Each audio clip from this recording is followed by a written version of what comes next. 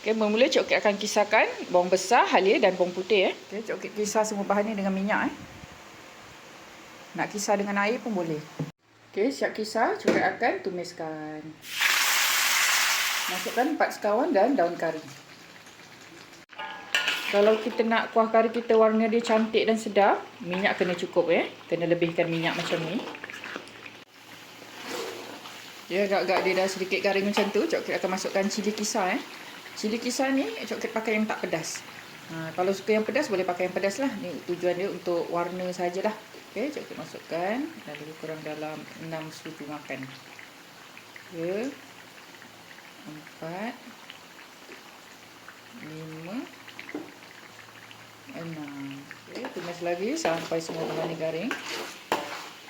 Lepas tu Cik Okey akan masukkan rempah kari Cik Okey akan masukkan lebih kurang dalam 4 senduk nasi ni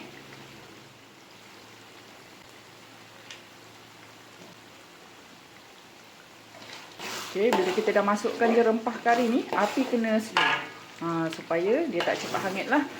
Kita nak rempah ni betul-betul masak dan garing. Okey, Cik Okey tambahkan air. Supaya kita punya rempah ni betul-betul garing dan masak. Bila rempah dah betul-betul garing, dah terbit minyak macam ni, boleh masukkan ayam. Okey, ayam ni pastikan dah potong kecil-kecil. Okey, masak lagi sampai ayam ni kecut.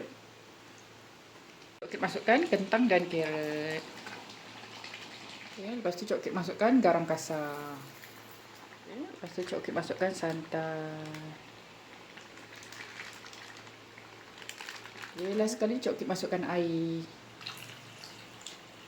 Okey, masukkan sikit-sikit dulu. Ikutlah kepekatan yang kita nak. Okey, nak tahu kepekatan dia okey ke tak, kena masukkan sikit demi sedikit lah. Baru kita boleh adjust. Okey, dah masukkan air, kita tunggulah sampai ayam, kentang, carrot ni empuk. Lepas tu jangan lupa sesuaikan rasa mengikut selera masing-masing. Kita tambah lagi garam kasar. Cik Okey masukkan cube pati ayam Alhamdulillah, kuah kari untuk roti jala open house dah pun siap.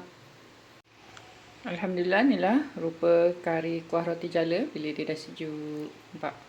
Minyak dia cantik, nampak?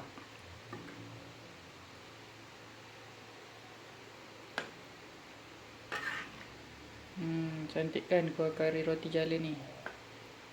Ikut je resepi yang Cik Okey tunjukkan tadi. Semoga bermanfaat. Selamat mencuba.